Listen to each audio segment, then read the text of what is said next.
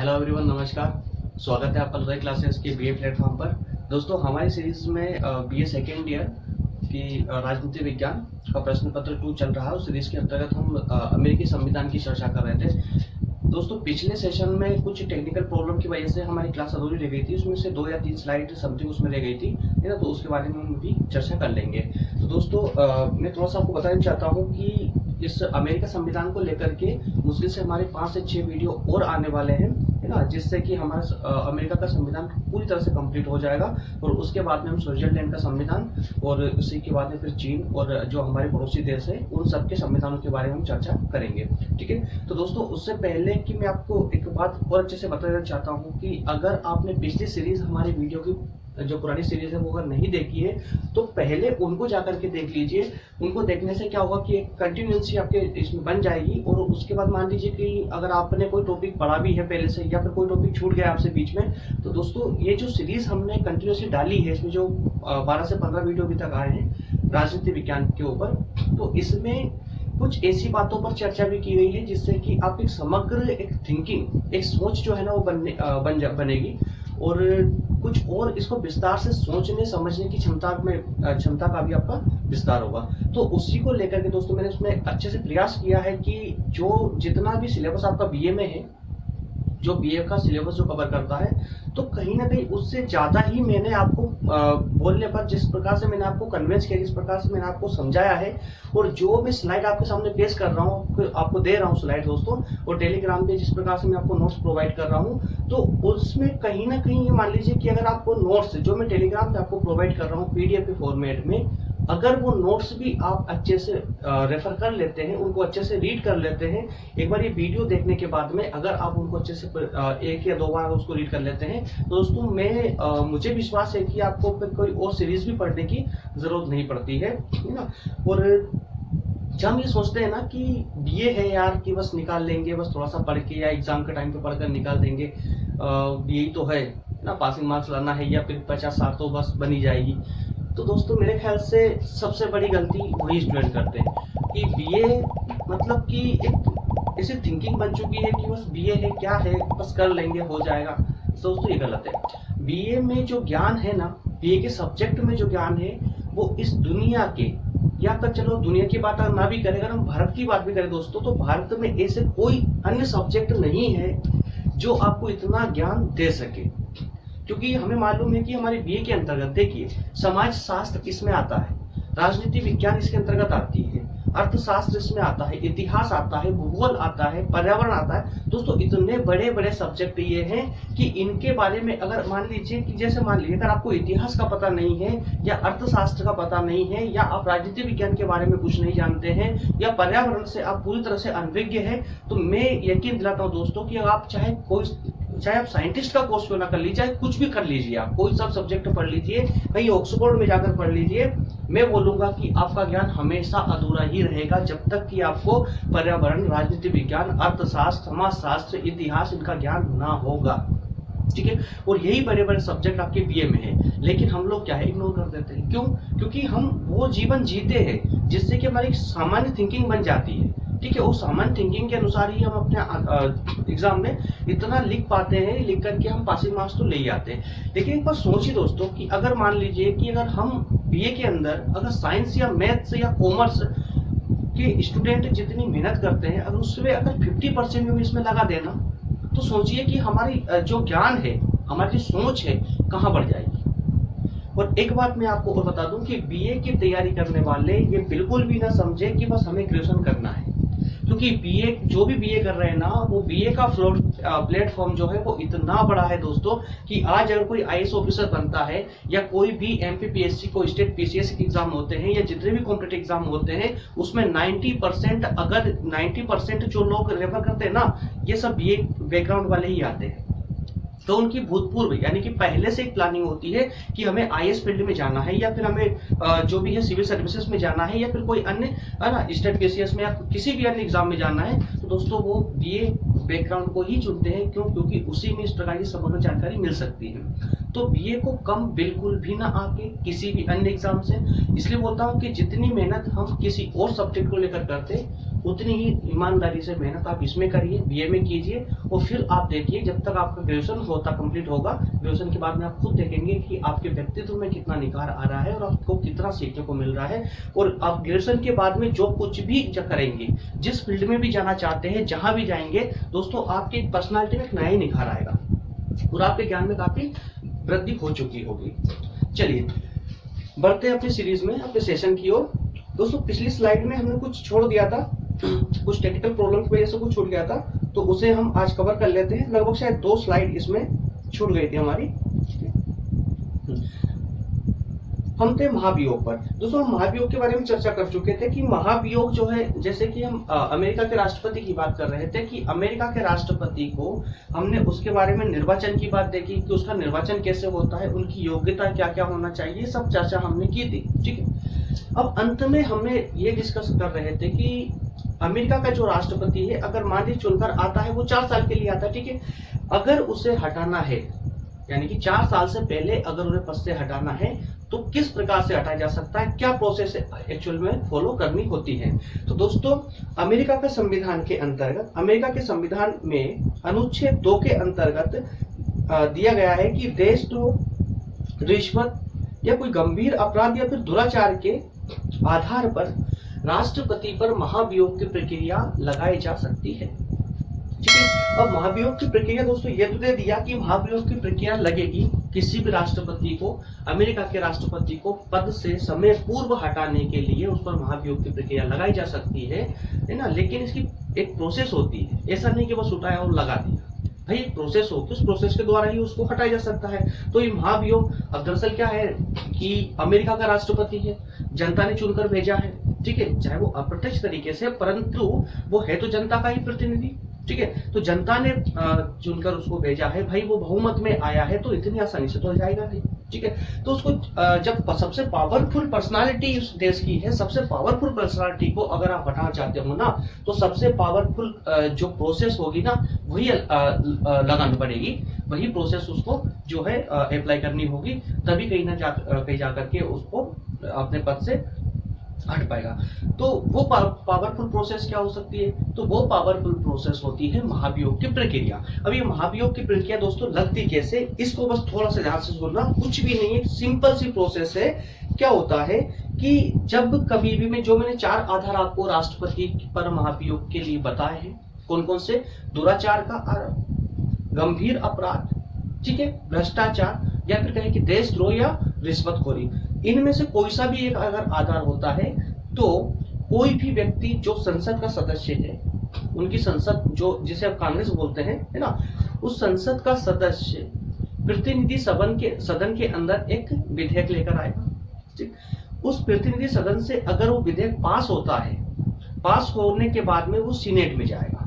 ठीक है, लेकिन पास होने की शर्त है कि 2/3 बहुमत से प्रतिनिधि सदन में वो बहुमत पास होना चाहिए, विधेयक पास होना चाहिए। अगर विधेयक 2/3 बहुमत से प्रतिनिधि सदन से पास हो जाता है तो उसके बाद वही विधेयक सीनेट में जाता है, यानी कि उनके दूसरे सदन में जाता है।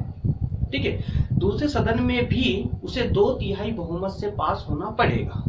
इसमें एक छोटी सी जानकारी मैं आपको लास्ट में बताई थी, इसमें छोटी सी जानकारी ये है कि जब सीनेट में जब वो विधेयक जाता है पास होने के लिए, तो उस वक्त सीनेट की जो अध्यक्षता है वो सुप्रीम कोर्ट का न्यायाधीश करेगा, अमेरिका के सुप्रीम कोर्ट का न्यायाधीश करेगा। बस इतनी सी इसके अंतर्गत बात थी। अगर ये दोनों सदन से 2/3 बहुमत से पास हो जाता है तो राष्ट्रपति को पद से हटना ही पड़ेगा। ओके दोस्तों, ये थी इनकी महाभियोग की प्रक्रिया। नेक्स्ट देखा था हमने कि निर्वाचन मंडल की रचना, कि जिसके अंतर्गत अमेरिका के राष्ट्रपति का निर्वाचन होता है, जिसके अंतर्गत वो नियुक्त होकर के आते हैं, है ना, विश्व के सबसे बड़े शक्तिशाली देश के शक्तिशाली पद, सबसे बड़ा पद पर कोई व्यक्ति अगर आसीन होता है तो किस प्रकार से होता है, ये हमने पिछली बार में देख लिया था। इस बार अब जो नेक्स्ट ये वाला जो हमारी जो स्लाइड है, इसमें हम देखने जा रहे हैं कि जो वो प्रोसेस होती है, वो प्रोसेस क्या होती है, उनका निर्वाचन होने की प्रोसेस क्या होती है। अर्थात ये कि जो मंडल होता है, कौन मंडल, निर्वाचक मंडल, जो राष्ट्रपति को निर्वाचित करता है, जो नियुक्त करता है, उसकी रचना कैसे होती है, उस मंडल की रचना कैसे होती है दोस्तों। तो उस मंडल की रचना बस इतना सा ध्यान रखना है, कुछ ज्यादा नहीं है इसके अंतर्गत, छोटी सी सिंपल सी बात याद रखनी है। कांग्रेस, जैसा कि लिखा हुआ है कांग्रेस, कांग्रेस अर्थात सदन, ठीक है, इसमें बिल्कुल भी कंफ्यूज मत होइएगा।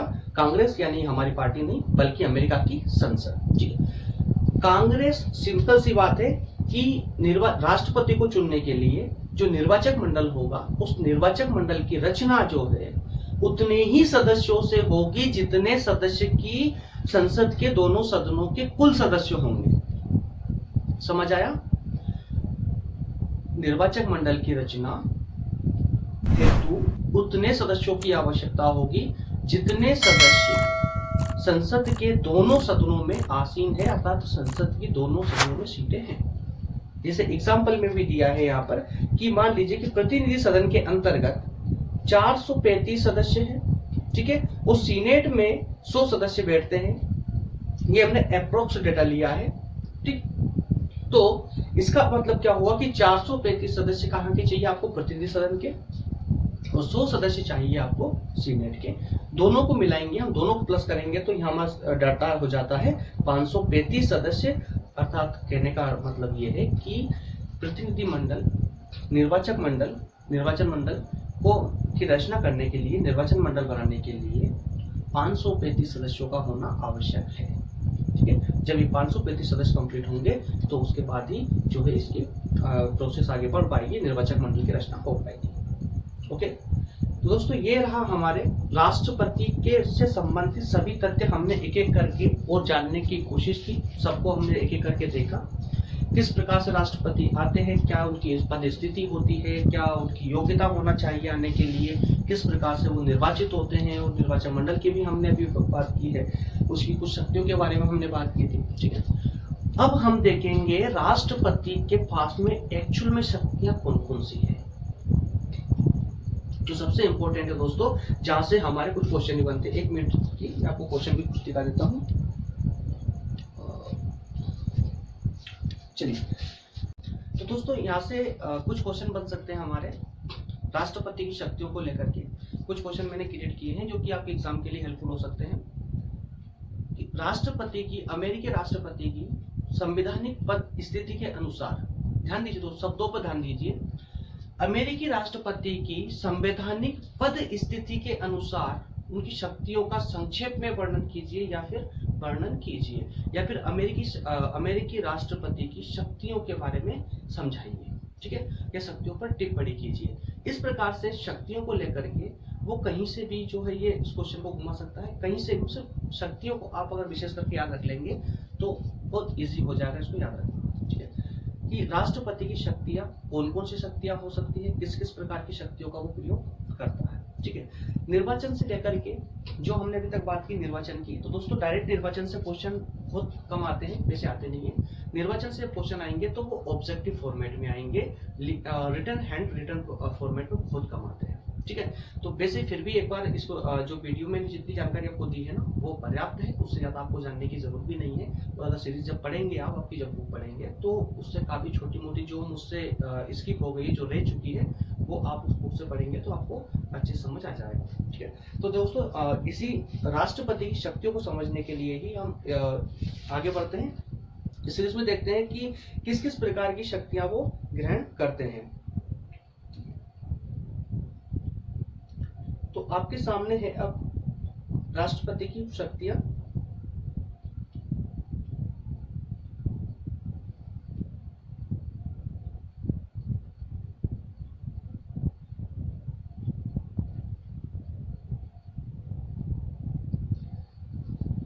जैसा कि आप देख रहे हैं, राष्ट्रपति 3 शक्तियों को विशेष रूप से स्वीकार करते हैं, 3 प्रकार की शक्तियों को धारण करते हैं।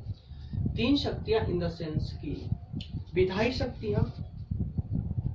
अब जहां तक मेरा मानना है कि आपके लिए ये शब्द अब नए नहीं है, ये शब्द कहीं ना कहीं आप इन शब्दों से भली भांति परिचित हो चुके हैं कि विधायी शक्तियां क्या होती है। अर्थात कि विधायी जो शब्द है, जो मैं विधायी शब्द की बात कर रहा हूं ना, ये विधायी शब्द क्या है, कार्यकारी शब्द क्या है और न्यायिक शब्द क्या है, ये आप बहुत अच्छे से समझ चुके होंगे। क्योंकि वही त्रिकोण जो हमने ट्राइंगल की बात की थी ना, ऊपर न्यायपालिका, फिर कार्यपालिका और विधायिका, इस प्रकार से, तो वही चीज है दोस्तों। ये विधायिका यानी कि विधायी शक्तियां राष्ट्रपति के पास में है या नहीं, और है तो कितनी है, किस फॉर्मेट में है, किस रूप में है, संविधान ने उनको किस प्रकार से शक्तियां प्रोवाइड की है, इसकी चर्चा हम इसके अंतर्गत करने वाले हैं। ओके, नेक्स्ट हम देखेंगे कार्यकारी शक्तियों के बारे में, कि कार्यकारी शक्तियों के रूप में किस किस प्रकार की शक्तियां राष्ट्रपति धारण करते हैं, और उसके बाद हम देखेंगे न्यायिक किस प्रकार की शक्तियां जो है राष्ट्रपति के पास में है। लेकिन इस स्लाइड पे जाने से पहले हम थोड़ा सा पहले कुछ एक बेसिक डिस्कस कर लेते हैं कि विधायी शक्तियों की जब हम बात करें अमेरिका के संविधान की, तो दोस्तों हम कहीं ना कहीं देखिए सभी को अगर इंटरलिंकिंग करके चलेंगे ना, तो कहीं से भी ना कोई समझ ना आने की समस्या नहीं रहेगी। साथ ही साथ में जो कंफ्यूजन बनी रहती है ना कि यार वो फैक्ट अमेरिका में था, इंडिया में था, चीन में था या ब्रिटेन में था, दोस्तों इस प्रकार के कंफ्यूजन से आप पूरी तरह मुक्त हो जाएंगे। पर शर्त यही है कि जब भी आप कुछ चीज पढ़े ना, जब मान लीजिए कि राष्ट्रपति आप पढ़े, तो राष्ट्रपति आप सभी जो देशों के आपने राष्ट्रपति पढ़े हैं ना, सभी को साथ में उठा लीजिए और उनके साथ कंपेयर करना सीखिए। जब कंपेयर करके पढ़ेंगे ना, तो आपको कोई सी भी चीज मिस नहीं होगी और कहीं से कहीं तक कोई कंफ्यूजन का सवाल ही नहीं रहेगा, पूरे कंफ्यूजन पूरे क्लियर होते चले जाएंगे। ठीक है, तो जैसे हम थोड़ा सा इसको रेगुलेट करने की कोशिश करते हैं, मतलब इसको थोड़ा सा इंटरलिंक करने की कोशिश करते हैं कि जो अमेरिका के राष्ट्रपति है उनके पास जो शक्तियां हैं, क्या इसी प्रकार की जो तीनों शक्तियों की हम चर्चा कर रहे हैं, जो तीनों शक्तियां आपको दिख रही है डिस्प्ले पर, इसी क्या ये तीनों शक्तियां क्या हर राष्ट्रपति के पास में होती है? जिस देश में भी राष्ट्रपति होता है क्या सबके पास होती है? जी हाँ, जो बोलता हूं, जी हाँ, लगभग ये सभी प्रकार की जो तीनों शक्तियां हैं ये हर एक राष्ट्रपति के पास में होती है, एक्सेप्ट कुछ अगर अपवादों को हम छोड़ दें, कुछ अपवादों को अगर हम छोड़ दें, तो लगभग सभी राष्ट्रपतियों के पास में ये तीनों प्रकार की शक्तियां होती है। लेकिन इसमें एक अंतर है दोस्तों, एक डिफरेंस है, और वो डिफरेंस ये है कि शक्तियां तो होती है लेकिन कितनी प्रभावी है, वो कितनी प्रभावी नहीं है।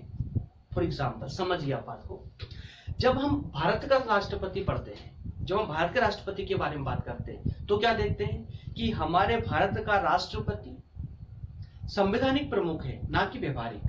कौन सा प्रमुख है? संवैधानिक प्रमुख है, ना कि व्यवहारिक। और व्यवहारिक तौर पर जब हम शक्तियों की बात करते हैं तो प्रधानमंत्री के पास में होती है, ना कि राष्ट्रपति के पास में। ठीक है, तो इसी प्रकार से जब राष्ट्रपति की हम बात करते हैं, भारत के राष्ट्रपति की, तो दोस्तों उनके पास भी विधायी शक्तियां भी है, कार्यकारी शक्तियां भी और न्यायिक शक्तियां भी है।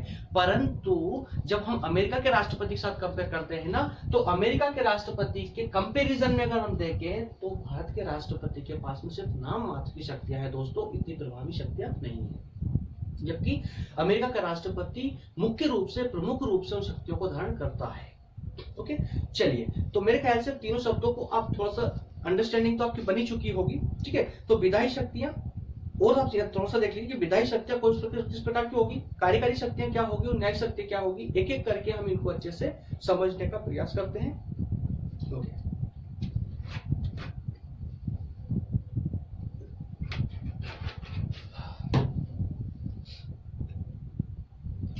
ओके, शुरू करते हैं विधायी शक्तियों से। दोस्तों विधायी शक्तियों के अंतर्गत, वैसे तो मैंने डिटेल भी कर रखा है इसमें स्लाइड में, टेलीग्राम पे आप जाकर के इस पीडीएफ को डाउनलोड कर लेना और वहां से अच्छे से पढ़ लेना इसको। मैं थोड़ा सा शॉर्ट में लेके चलूंगा, नहीं तो वीडियो को दोस्तों पर लंबा हो जाता है और काफी सारी स्लाइड हमको इसके अंतर्गत पढ़नी है। लगभग वीडियो 1 घंटे से भी ऊपर चला जाएगा, है ना। और जहां तक मैंने आप लोगों का इंटरेस्ट देखा है, तो इंटरेस्ट आप जो 30 मिनट्स या 35 मिनट्स तक के वीडियो में ज्यादा इंटरेस्ट लेते हैं, वो जो लंबा हो जाता है तो आप शायद बोर होने लगते हैं, या फिर क्या कहें, कहने वाली बात है, वो बीए वाले स्टूडेंट बस कि बीए है यार हो जाएगा। गलत सोच ही गलत परिणाम पैदा करती दोस्तों। ठीक है, हम बात कर रहे थे विधायी शक्तियों के बारे में। एक शॉर्ट में पहले चारों शक्तियां जो है, इन चारों शक्तियों को हम समझ लेते हैं कि विधायी शक्तियों के अंतर्गत सबसे पहली जो शक्ति है राष्ट्रपति के पास में, विधायी शक्तियों के अंतर्गत बात कर रहा हूं मैं, विधायी शक्तियों के अंतर्गत जो पहली शक्ति है वो है अधिवेशन संबंधी शक्ति। अधिवेशन संबंधी शक्ति, उसके बाद में है वित्तीय शक्ति, नेक्स्ट विलंबनकारी निषेधाधिकार और जैविक निषेधाधिकार। दोस्तों व्यवहारिक रूप में समझिए, लोड ना लीजिए, शब्दों के फेर में मत पड़िए, शब्द थोड़े से डिफिकल्ट रहते हैं, परंतु शब्दों पर ध्यान देते हो, मेरी बात को सुनिए अच्छे से, एक एक चीज समझ जाएगी। अधिवेशन संबंधी अधिकार, सबसे पहले तो इसकी हेडिंग पे जाइए। कौन सी हेडिंग पे दोस्तों? विधायी शक्तियों वाली हेडिंग पे, कि विधायी शक्ति क्या होती है। विधायी शक्ति का मतलब हमने जो पिछली बार पढ़ा था विधायिका, ब्रिटेन के संविधान में हमने देखा था विधायिका। और विधायिका क्या काम करती है? विधायी शब्द ही प्रतीत करता है कानून निर्माण को। ओके, कानून निर्माण, कोई सी भी विधि, कोई सा भी कानून अगर बनेगा तो कौन बनाएगा दोस्तों? तो वो बनाएगी विधायिका। चाहे किसी भी देश की विधायिका होगी, वो विधायिका ही किसी भी कानून का निर्माण के लिए जो है उत्तरदायी होती है। ठीक है, ओके। तो इस प्रकार की जो ये प्रोसेस है, विधायिका का जो काम है, इस विधायिका के काम के अंतर्गत राष्ट्रपति के पास में किस किस प्रकार की शक्तियां होती है, उन्हीं शक्तियों के बारे में हम इसके अंतर्गत चर्चा करने वाले हैं। ठीक है, जब कोई विधायिका कानून बनाती है तो उस कानून बनाने के लिए क्या होता है भाई? ऐसा तो नहीं होगा ना कि जैसे मान लीजिए हमने अभी लास्ट स्लाइड में देखा था कि 535 सदस्य हैं मान लीजिए, तो 535 सदस्यों को एक पेपर पकड़ा देंगे कि लिए लाइए भैया, आप आपके हिसाब से प्लान बना के ले आइए, आप आपके हिसाब से ले आइए। क्या इस प्रकार से कोई कानून बनता है? नहीं। वही 535 लोग, जब हमने फर्स्ट में चर्चा की, जो निम्न सदन है जिसमें 435 लोग होते हैं, तो 435 एक साथ बैठेंगे, उनकी बैठक होती है, उसके अंदर चर्चा होती है। चर्चा होने के बाद में वो कोई कानून विधेयक बन के आता है, विधेयक पर चर्चा होती है, फिर वो वहां से पास होगा तो फिर वो नेक्स्ट सदन में जाएगा, फिर राष्ट्रपति के पास जाएगा, इस प्रकार से पास होता है। ठीक है, तो यही एक प्रोसेस होती है किसी भी विधेयक के कानून बनने की। ठीक है, लेकिन किसी भी विधेयक को कानून बनने से पहले उसे संसद के दोनों सदनों से निकलना पड़ेगा। और दोनों सदनों के में जो बैठक होती है ना, जो बैठक होती है सभी सदस्यों की, उस बैठक को ही हम बोलते हैं सदन। और उस सदन को बुलाने का जो अधिकार होता है दोस्तों, वो राष्ट्रपति का होता है। और सेम अधिकार हमारे भारत के राष्ट्रपति के पास भी है। मतलब ये कहने का अर्थ ये है कि जब भी सदन की बैठक होती है, उस सदन की बैठक के लिए उसका प्रारंभ कब करना है, उसको बैठक को कब बुलाना है, उसको कब निलंबित करना है, कब स्थगित करना है, अर्थात उन बैठकों को कब रोकना है और कब उस बैठक को खत्म करना है, कब समापन करना है, ये सारे डिसीजन राष्ट्रपति ही लेते हैं। ओके, तो ये सबसे प्रमुख शक्ति है अमेरिका के राष्ट्रपति की। क्या ये पॉइंट क्लियर हुआ? नेक्स्ट पॉइंट पर हम आए तो वित्तीय शक्तियां। दोस्तों मैं इसी स्लाइड में आपको पूरा डिटेल समझाया जा रहा हूं। ठीक है, तो आगे मैं इसके बारे में चर्चा नहीं करूंगा, और जो भी शॉर्ट में होगा शॉर्ट में आपको बता दूंगा। बाकी मैं आपको फिर इसमें नीचे देख लीजिए आप, इसमें आपको लिंक मिल जाएगी टेलीग्राम चैनल की, तो टेलीग्राम चैनल पे जाकर के वहां से वीडियो डाउनलोड कर सकते हैं आप। ओके, नेक्स्ट है वित्तीय शक्तियां। दोस्तों वित्तीय शक्ति क्या होती है? आप कुछ नहीं, सिर्फ शब्द को पकड़ने का प्रयास कीजिए। क्या लिखा हो? वित्तीय शक्तियां। वित्तीय, जो वित्तीय लिखा हुआ ना, वित्त का मतलब क्या होता है? वित्त अर्थात क्या होता है? धन। ठीक है, वित्त का अर्थ होता है धन। तो धन से संबंधित जितनी भी प्रोसेस होगी, जितने भी प्लान आएंगे, जितनी भी योजनाएं होगी, या कहें कि जिस किसी भी कार्य में या जो भी विधेयक धन से संबंधित है या किसी डेवलपमेंट को लेकर के है, किसी भी प्रकार का कोई विधेयक आया है और वो अगर वित्त की डिमांड करता है, तो उस प्रकार के विधेयक में राष्ट्रपति की क्या भूमिका होगी, वही ये अधिकार वित्तीय अधिकार के अंतर्गत आता है। इसमें शॉर्ट में आपको बता दूं कि वैसे तो विधायी शक्तियों के अंतर्गत राष्ट्रपति के पास में वित्तीय शक्तियों का विशेष अधिकार तो नहीं होता है, क्योंकि ये जो वित्तीय शक्तियों का अधिकार होता है ये संसद के पास में होता है, अर्थात अमेरिका की कांग्रेस के पास होता है।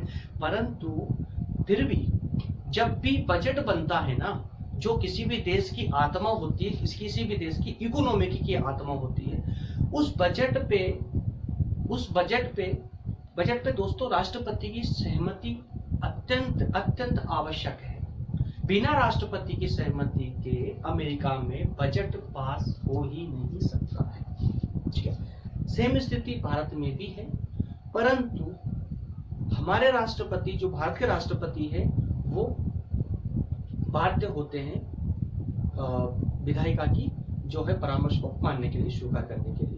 ठीक है, इस प्रकार शक्ति तो वही है, परंतु भारत के परिप्रेक्ष्य में वो प्रभावी नहीं है और अमेरिका के परिप्रेक्ष्य में थोड़ी प्रभावी है। क्या ये क्लियर हुआ? और थोड़ा सा मैं आगे और बताता चलूंगा। ठीक है, नेक्स्ट अगर आप देखेंगे निलंबनकारी निषेधाधिकार और जैवी निषेधाधिकार। दोस्तों कुछ एक जैसे सेम दिख रहा है, कुछ निषेधाधिकार हिंदी के शब्द थोड़े से होते हैं डिफिकल्ट होते हैं, वैसे हम बोल देते हैं कि डिफिकल्ट होते हैं। अरे भाई जब आपने कभी पढ़ा ही नहीं उस चीज को, जब उसने आपने किसी निलंबनकारी की हम बात करें, निलंबनकारी कभी अगर आपने देखा ही नहीं होगा, कभी पढ़ा ही नहीं होगा, तो टिपिकल लगेगा ना। अच्छा कोई ऐसा इंग्लिश वर्ड बताइए आप मुझे जिसको आपने कभी देखा ही नहीं है और आप कह सकते हो कि ये इजी वर्ड है। बोलिए, जितने भी आप वर्ड इंग्लिश में बोलते हो ना, जैसे कि मैं भी अपने कम से कम 75% में इंग्लिश वर्ड यूज कर रहा हूँ आपसे बात करने में, तो जो वर्ड हम यूज करते हैं, जो वर्ड हम बोलते हैं, वो वर्ड ऐसे होते हैं कि जिनका हम दिन प्रतिदिन उनका इस्तेमाल करते रहते हैं, बार बार हमारे जुबान पर आते रहते हैं, तो क्या होता है वो हमको इजी लगने लग जाते हैं, या बार बार देखने में आते हैं या कुछ भी इस प्रकार से, तो वो इजी लगने लग जाते हैं। लेकिन उसी प्रकार से जब वो वही शब्द, चाहे वो इंग्लिश के हो या उर्दू के हो या हिंदी के हो या किसी भी दुनिया की अन्य भाषा को के हो, जब तक आपके सामने नहीं आएंगे ना, तब तक आपके लिए वो बिल्कुल बहुत मतलब कि आपकी मानसिकता जो है ना, कि आपके मस्तिष्क की सीमाओं से परे होंगे वो शब्द, आपको समझ ही नहीं आएगा कि ये क्या है यार। इसी प्रकार से निलंबनकारी, ये निषेधाधिकार, ये निषेधाधिकार क्या होता है? अरे भाई कुछ नहीं होता है, अभी एक शब्द बोलूंगा आप फट से समझ जाओगे। कोई वीटो पावर सुना है आपने? वीटो क्या होता है? वीटो सुना है ना? अगर आप बीए कर रहे हैं ना, सेकेंड ईयर में है, तो मैं 100% बोल सकता हूँ कि वीटो शब्द से आप अपरिचित हो ही नहीं सकते। वीटो कहीं ना कहीं आपने सुना होगा कि वीटो पावर, क्योंकि वीटो पावर एक बहुत ही बड़ी शक्ति होती है। किसी भी जो वीटो धारक होता है उसके पास में वीटो पावर जिसके पास होती है बहुत बड़ी शक्ति होती है। भारत की अगर हम बात करें तो हमारे राज्यपाल के पास भी वीटो पावर होती है, हमारे राष्ट्रपति के पास भी वीटो पावर होती है। इसी प्रकार से अमेरिका के राष्ट्रपति के पास भी वीटो पावर होती है। और ये 3 प्रकार की वीटो पावर होती है दोस्तों। जब हम थर्ड पॉइंट जिसमें हम बात कर रहे हैं निलंबनकारी निषेधाधिकार जो है, निलंबनकारी निषेधाधिकार, तो इसके अंतर्गत हम 2 वीटो पावर को हम देखते हैं, सस्पेंसिव वीटो पावर और एक होती है पॉकेट वीटो पावर। ठीक है, आगे बताने वाला हूं मैं आपको। और जो हम लास्ट में देख रहे थे जेवी वीटो पावर, तो जेवी वीटो पावर क्या होती है? तीनों वीटो पावर अलग अलग है। इन तीनों को मैं आपको समझाऊंगा किस प्रकार से ये अपना परफॉर्म करती है, किस प्रकार से अपनी भूमिका निभाती है। ठीक है, तो बढ़ते हैं इसमें, देखते हैं स्लाइड में, एक एक करके समझते हैं दोस्तों। अधिवेशन संबंधी आपको बता चुका हूं अच्छे से कि राष्ट्रपति के पास में जो शक्ति होती है ना, कि भारत के राष्ट्रपति और अमेरिका के राष्ट्रपति के पास लगभग समान शक्तियां होती है। मतलब कि भारत के राष्ट्रपति के पास में अधिवेशन बुलाने संबंधित जो शक्तियां हैं, उसी के जो समानांतर अमेरिका के राष्ट्रपति के पास भी लगभग उसी प्रकार की शक्तियां हैं। वहीं हम देखें कि अधिवेशन को स्थगित करना हो या भंग करना हो या उसका समापन करना हो या उसको बुलाना हो दोस्तों, तो उसके लिए भी अमेरिका की जो शक्ति, अमेरिका के राष्ट्रपति के पास जो शक्तियां हैं वो अन्य कहीं के राष्ट्रपति के पास ही है, जैसे कि भारत के राष्ट्रपति के पास। मेरे ख्याल से ये क्लियर हो चुका होगा। ओके, नेक्स्ट देखते हैं वित्तीय शक्तियां। तो मैंने आपको बता ही चुका था कि वित्तीय शक्तियां वैसे तो अगर देखा जाए तो कांग्रेस के पास में, यानी कि संसद के पास विशेष शक्तियां होती है, लेकिन बजट जब पास करना होगा ना, तो बिना राष्ट्रपति की सहमति के, बिना राष्ट्रपति की अनुमति के बजट पास नहीं हो सकता है। सिर्फ बजट ही नहीं, एक शब्द और आप आपकी डिक्शनरी में जोड़ लीजिए, कोई भी धन विधेयक होगा बिना राष्ट्रपति की सहमति के वो पास हो ही नहीं सकता है। ना अमेरिका में होता है दोस्तों और ना ही इंडिया में होता है, इस बात को याद रखिए। बजट भी एक प्रकार का क्या है? धन विधेयक है। ठीक है, आगे जब इकोनॉमिक्स पढ़ोगे ना, तो ये चीज एक एक करके आपके सामने आने वाली है कि धन विधेयक क्या होता है और ये सब क्या होता है ना, तो एक एक करके मैं आपको बताऊंगा, ज्यादा यहाँ पर कंफ्यूज नहीं करूंगा। बस आप इतना समझते चलिए कि जो बजट या कोई धन विधेयक जो होते हैं, राष्ट्रपति की सहमति के बिना पास नहीं हो सकते। ठीक है, क्या ये पॉइंट पूरा क्लियर है? ओके, तो आगे बढ़ते हैं दोस्तों। अब बात करते हैं हम विलंबनकारी निषेधाधिकारों की। विलंबनकारी निषेधाधिकार अर्थात कि कुछ भी नहीं, ये सिर्फ और सिर्फ वीटो पावर होती है। बस आप एक शब्द याद रखिए कि वीटो क्या होता है, ये वीटो पावर होती है। ठीक है, वीटो पावर, तो ये वीटो पावर होती है। अब कितने प्रकार की वीटो पावर होती है? ये वीटो पावर में भी कुछ प्रकार होते हैं, कुछ टाइप होते हैं, है ना। एक तो विलंबनकारी वीटो पावर होती है और एक होती है पॉकेट वीटो पावर। ठीक है, पॉकेट वीटो पावर। दोस्तों विलंबनकारी वीटो पावर क्या होती है, पॉकेट वीटो पावर क्या होती है, आप थोड़ा सा इसको समझेंगे तो एकदम आपको पूरा क्लियर हो जाएगा। विलंबनकारी वीटो पावर का मतलब यह होता है, ध्यान से सुनिए, जब कोई विधेयक दोनों सदनों से पास होने के बाद में राष्ट्रपति के पास आता है साइन देने, राष्ट्रपति के पास राष्ट्रपति को बोलना है आकर के कि साहब लाइए इस पर साइन कर दीजिए ताकि विधेयक जो है कानून बन जाए। राष्ट्रपति ने मतलब अच्छा ठीक है दिलाइए दिखाइए क्या है इसके अंतर्गत, वो देखेंगे, उसकी जांच पड़ताल करेंगे, समझेंगे उसको कि क्या ये जो विधेयक आया है कि वाकई पास होने के लायक है या नहीं है, कि इसको कानून बनना चाहिए या नहीं बनना चाहिए। अगर बनना चाहिए, अगर बन गए कानून बनता है तो वाकई में लोकतंत्र के लिए है, जनता के लिए है, या फिर जनता के खिलाफ है। कहीं ना कहीं ऐसा तो नहीं है कि जनता के अधिकारों का हनन करेगा। तो ये सारी चीजें जो है ना, ये सबकी सब जांच पड़ताल पूरी कौन करते हैं? राष्ट्रपति करते हैं। राष्ट्रपति सारी जांच पड़ताल करने के बाद में अगर उनको लगता है कि ये बिल्कुल सही है विधेयक, इसको बिल्कुल पास होना चाहिए, तो वो साइन कर देंगे और ये वो तुरंत पास हो जाएगा और वो विधेयक जो है अब कानून बन जाएगा। राष्ट्रपति के साइन होते ही वो कानून बन जाएगा। लेकिन अगर राष्ट्रपति को ऐसा लगता है कि नहीं, इसमें कहीं ना कहीं कोई कमी है, इसे विधेयक नहीं बनना चाहिए, या फिर कि विधेयक ठीक है कानून बन जाए, लेकिन कानून बनने से पहले कम से कम एक बार जिन सदनों से पास होकर आया है ना, वो सदन एक बार और इस पर विचार करे और वो कुछ पॉइंट आउट कर देंगे नीचे। जो विधेयक उनका है, जो साइन के लिए आया था, साइन नहीं करेंगे, पहले उस पर कुछ पॉइंट आउट कर देंगे कि भैया इस बारे में आप थोड़ा सा और विचार कीजिए, क्या ये सही है, क्या जनता के लिए परफेक्ट है चीज। वापस भेजेंगे।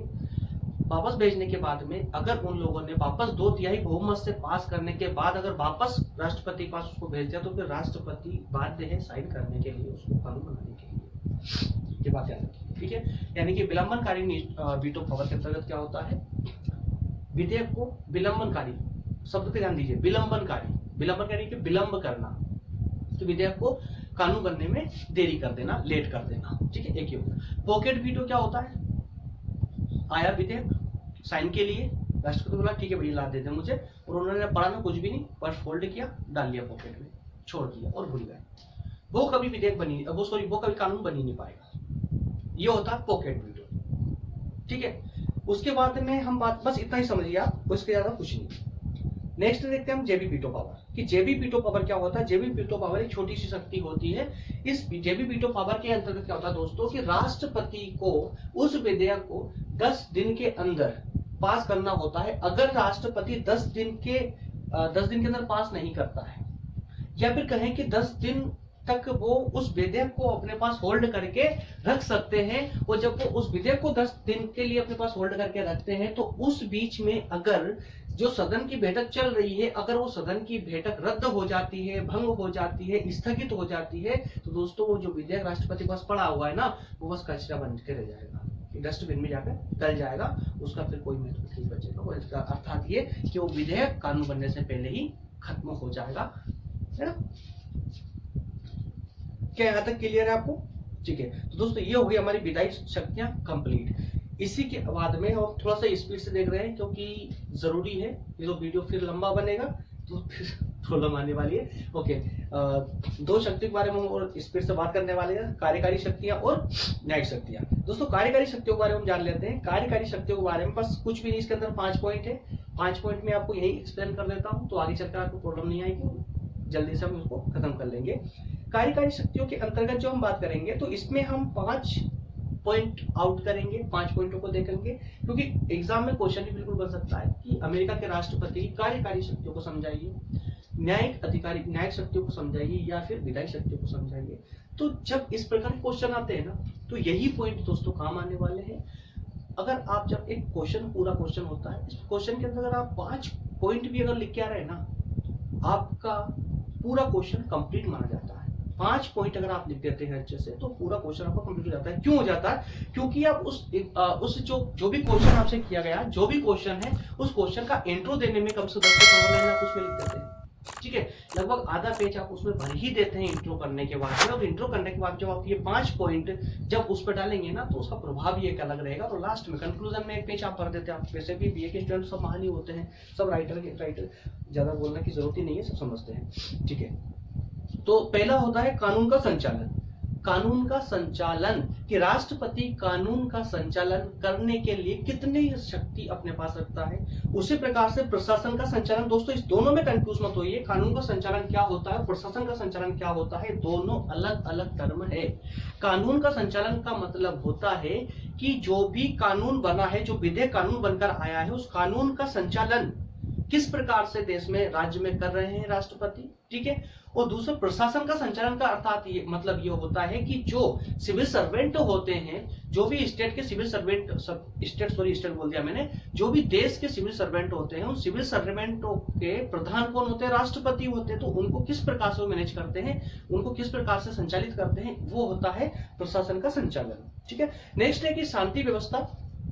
दोस्तों ये समझाने की जरूरत है नहीं मुझे कि शांति व्यवस्था, कोई भी राष्ट्र का प्रधान होगा, कोई भी राष्ट्र का प्रमुख होगा, तो उसका सबसे प्रमुख काम क्या होता है कि देश के अंदर शांति बनी रहे। और शांति बनाने के लिए कई विभिन्न प्रकार के कदम उठाए, और उस कदमों के अंतर्गत जैसे कि सेना की व्यवस्था करना, कि सेना की व्यवस्था की जाए। इसके अलावा कुछ ऐसी योजनाएं जनता के लिए लाई जाए, ठीक है, जिससे कि जो पिछड़े वर्ग के जो लोग हैं, क्योंकि जब भी कोई समस्या उठती है ना, तो पिछड़े वर्ग से ही दोस्तों को समस्याओं का निर्माण होता है। अगर पिछड़े वर्गों को कोई देश संतुष्ट कर देता है तो उस देश की प्रगति को कोई नहीं रोक सकता, ठीक है। तो उसी प्रकार से किसी भी देश की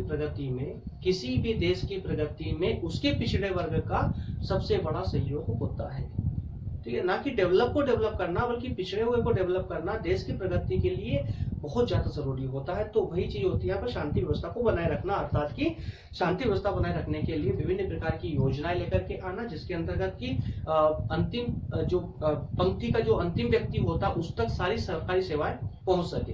ओके, नेक्स्ट सैनिक शक्तियां बताने की आवश्यकता नहीं। जिस प्रकार से कि भारत की अगर हम बात करें तो भारत की जो तीनों सेनाएं हैं, तीनों सेना समझते हो ना, बताने से तो नहीं है, ओके। तो जो तीनों सेना होती, तीनों सेनाओं का प्रधान या प्रमुख कौन होता है, हमारे यहाँ पर राष्ट्रपति होता है। उसी प्रकार से अमेरिका में भी जो तीनों शक्तियां, तीनों सेनाएं हैं, तीनों सेनाओं के प्रधान वहां के राष्ट्रपति होते हैं, जल थल वायु तीनों सेनाओं के, ठीक है। ओके, नेक्स्ट विदेशी मामले। दोस्तों विदेशी मामलों में आपको बताने की आवश्यकता है नहीं। जिस प्रकार से हमारे यहाँ पर प्रधानमंत्री का वर्चस्व है, प्रधानमंत्री के अंतर्गत एक समिति होती, सॉरी एक जो है अलग अलग मंत्रालय होते हैं। जिस प्रकार से हमारे यहाँ विदेश मंत्रालय है, ठीक है। अब विदेश मंत्रालय एस जयशंकर जी को दे रखा है मोदी जी ने, तो वो जो जयशंकर जी के पास में मंत्रालय है, इसी प्रकार के मंत्रालयों में, मतलब इस प्रकार के कुछ मंत्रालय अमेरिका के संविधान, अमेरिका के राष्ट्रपति भी जो अलग अलग वितरित कर देते हैं, और मंत्रालय का जो मेन व्यक्ति होता है वो वहां का राष्ट्रपति होता है। अर्थात कहने का मतलब ये है कि जब भी विदेशी मामलों की बात आती है ना, तो उसमें जो सबसे अहम भूमिका होती है वो राष्ट्रपति निभाते हैं। ओके, तो ये हमारे पांचों पॉइंट यहाँ से क्लियर होते हैं दोस्तों।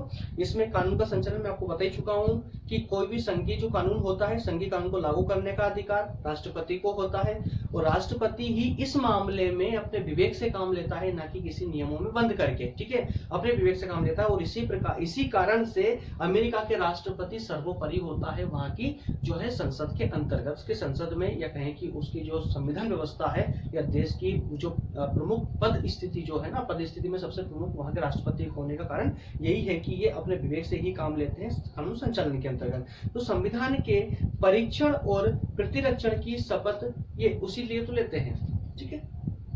नेक्स्ट था कि प्रशासन। दोस्तों इसमें से मिसप्रिंट है, इसको ठीक कर लीजिएगा। प्रशासन संचालन, प्रशासन संचालन के अंतर्गत मैं आपको बता चुका हूं कि संघीय प्रशासन का सर्वोच्च निदेशक कौन होगा, सर्वोच्च निदेशक राष्ट्रपति ही होंगे। और प्रशासनीय कार्यों की देखभाल, आज्ञा देना या कार्य कुशलता, उनकी कार्य कुशलता को बढ़ाना या उसको जो है प्रमोट करना, कम करना, बढ़ाना, ये सब किसके अंतर्गत काम होता है, राष्ट्रपति के हाथ में ही होता है। शांति व्यवस्था आपको बताने की आवश्यकता नहीं है। आंतरिक हिंसा को रोकना, गृह युद्ध को रोकना, उपद्रवों को रोकना, वो किस प्रकार से रोका जाना चाहिए मैं आपको बता ही चुका हूँ कि डेवलपमेंट होगा तो ये सारी चीजें अपने आप खत्म होती चली जाएगी, ठीक है। नेक्स्ट है सैनिक शक्तियां। सैनिक शक्तियों को लेकर के राष्ट्रपति सर्वोपरि होता है। सर्व प्रमुख जो सेनापति होता है वो राष्ट्रपति ही होता है। इस बारे में आपको ज्यादा बताने की आवश्यकता नहीं है। अगर एक बार पॉइंटों को समझिए, बस आप तो पॉइंट को पकड़िए, पॉइंट को समझिए। अगर पॉइंट समझ आता है ना तो कुछ भी रटने की आवश्यकता नहीं है, आपको कुछ भी पढ़ने की आवश्यकता नहीं है। बस एक बार जब किताब पढ़ेंगे, एक बार पढ़ेंगे, एक में क्लियर होता चला जाएगा। बस आप टर्मिनोलॉजी पे ध्यान दीजिए। अगर टर्मिनोलॉजी आपकी स्ट्रॉन्ग है तो समझ लीजिए कि आपका पूरे कंसेप्ट भी स्ट्रॉन्ग है। आप अगर टर्मिनोलॉजी आपकी स्ट्रॉन्ग अगर आपने कर ली तो जो है आपका जो पूरी टर्म जो कंसेप्ट है ना, कंसेप्ट को स्ट्रॉन्ग होने से आपको कोई रोक नहीं सकता है। आप स्ट्रॉन्ग मतलब कि अगर आपको नहीं भी पढ़ा आपने, अगर मान लीजिए कोई टर्मिनोलॉजी आपको याद है, जिस टर्मिनोलॉजी का मतलब क्या होता है, अगर उस चीज का मतलब पता है ना आपको, तो चाहे आपने उस बुक में ना पढ़ा हो, चाहे आपने कहीं और से सीखा हो, कभी न्यूज़पेपर पढ़ा हो या कभी किसी दोस्त से बात करते वक्त आपने वो शब्द सुना हो, दोस्तों वो भी आप एग्जाम में लिख करके उससे आंसर की खूबसूरती को और अच्छे से बढ़ा सकते हो आप उसकी। ठीक है, बस टर्मिनोलॉजी पर ध्यान दीजिए। विदेशी मामले बताने की आवश्यकता नहीं है। अब भली बात समझते हैं कि विदेशी मामले जितने भी होते हैं, विदेशों में संधियां करना, उनसे समझौते करना, है ना, आयात निर्यात को लेकर के बातचीत करना या फिर युद्ध करना या शांति बनाए रखना, उनसे जिस प्रकार की बातचीत होती है विदेशों को लेकर के, वो सारे काम कौन देखता है? राष्ट्रपति ही देखते, चाहे वो यूएनओ को बैठक हो या विश्व बैंक की बैठक हो, किसी प्रकार का कोई भी कार्य होगा। ठीक है, इसमें लास्ट शक्ति दोस्तों बच जाती है न्यायिक शक्तियों के बारे में। न्यायिक शक्ति आप भली बात परिचित है न्यायिक शक्तियों से। न्यायिक शक्ति अर्थात क्या होता है कि एक न्यायिक कार्य कौन करता है? सुप्रीम कोर्ट करता है, यानी कि न्यायपालिका करती है। ठीक है,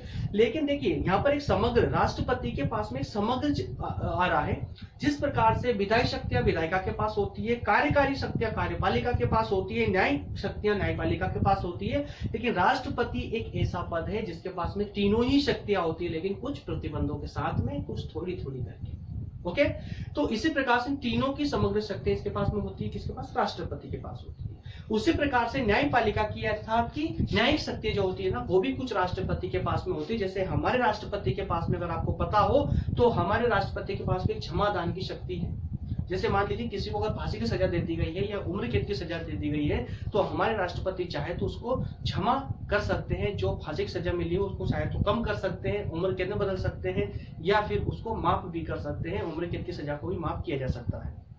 ठीक है, मैं थोड़ा सा आपको पॉइंट आउट डाल दूं। इसी प्रकार की शक्तियां हमारे राज्यों में राज्यपाल के पास भी होती है, परंतु राज्यपाल मृत्यु दंड की सजा को माफ नहीं कर सकते, उसकी सजा कम कर सकते हैं। बस इतना ध्यान रखिए। तो इसी प्रकार की कुछ शक्तियां जो है यहाँ के राष्ट्रपति के पास भी होती है। जैसे न्यायिक शक्तियों की नियुक्ति, न्यायिक शक्तियों के अंतर्गत न्यायाधीशों की नियुक्ति सबसे पहला अधिकार राष्ट्रपति का, अमेरिकी राष्ट्रपति का, और यही अधिकार अमेरिका के राष्ट्रपति को न्यायिक फील्ड में सबसे ज्यादा शक्तिशाली बना देता है। क्यों बना देता है? क्योंकि नियुक्ति कौन करता है यहाँ पर? राष्ट्रपति। जो न्यायाधीश है, सुप्रीम कोर्ट के न्यायाधीश होते हैं ना, तो सुप्रीम कोर्ट के न्यायाधीशों की नियुक्ति कौन कर रहा है यहाँ पर? राष्ट्रपति कर रहा है। ओके, और दूसरी बात क्षमादान की शक्ति। ये दो प्रकार की शक्तियां न्यायिक क्षेत्र को लेकर के सबसे इंपॉर्टेंट है इनके पास। एक एक थोड़ा सा समझ लेते हैं कि क्षमादान न्यायाधीशों की नियुक्ति दोस्तों, तो सीनेट की अनुमति से राष्ट्रपति सुप्रीम कोर्ट के, या कहें कि हाई कोर्ट अगर वहां है तो हाई कोर्ट के न्यायाधीशों की नियुक्ति राष्ट्रपति के द्वारा की जाती है। ठीक है, क्षमादान की शक्ति की जब हम बात कर रहे हैं तो क्षमादान दोस्तों, क्षमादान करना, जैसे मृत्युदंड मिला है या उम्र कैद मिली है, 7 साल से ऊपर कोई सजा मिली है तो उसको क्षमा कर देना, या फिर कि उस दंड को स्थगित कर देना, रोक देना दंड को, ठीक है, लेट कर देना, ये सजा कम करना, ये सब अधिकार जो उनके पास में होते हैं। लेकिन एक बात इसमें याद रखिए कि ऐसे व्यक्ति की सजा राष्ट्रपति भी माफ नहीं कर सकता जिस पर महाभियोग की प्रक्रिया के द्वारा उसको दंडित किया गया हो। महाभियोग की प्रक्रिया चलाने के बाद में उसको जो है सजा मिली हो, तो ऐसी सजा को राष्ट्रपति भी माफ नहीं कर सकते।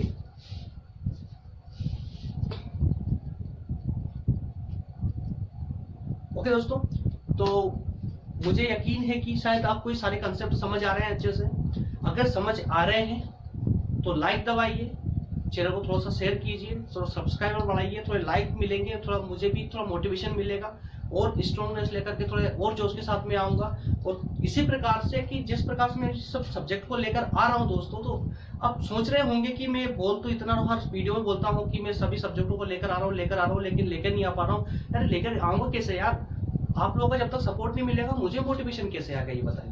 जब आप थोड़ा सा आप आगे बढ़ेंगे तो मैं भी कुछ आगे बढ़ूंगा, और मैं आपको पूरा विश्वास दिला रहा हूं कि मैं आज आप रख लीजिए, आज मेरी बात, इस चीज को रिकॉर्ड करके रख लीजिए कि नहीं मैं आपसे आज कोई पैसा चार्ज कर रहा हूं किसी भी लेक्चर का, किसी भी सब्जेक्ट का, चाहे मैं बीए पढ़ाऊंगा या लॉ पढ़ाऊंगा। दोस्तों मैं लॉ की क्लास भी लेने वाला हूं इसी चैनल पर, है ना। तो बीए और लॉ इन दोनों में टोटल A to Z जितने भी सब्जेक्ट है दोस्तों, बीए के जितने भी सब्जेक्ट है पूरे सब्जेक्ट में यहाँ पढ़ाऊंगा, लॉ के जितने भी सब्जेक्ट है पूरे लॉ के सब्जेक्ट में यहाँ पढ़ाने वाला हूँ, और बिना 1 रुपए किसी से चार्ज किए।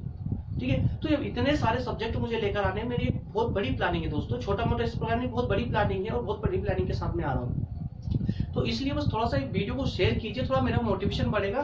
तो थोड़ा सब्सक्राइब करते चलिए, लाइक करते चलिए, कमेंट जो भी आपको प्रॉब्लम आ रही हो तो मुझे कमेंट भी कीजिए। ठीक है, मिलते हैं नेक्स्ट वीडियो में। आज बस यहीं तक। ओके, धन्यवाद, थैंक यू।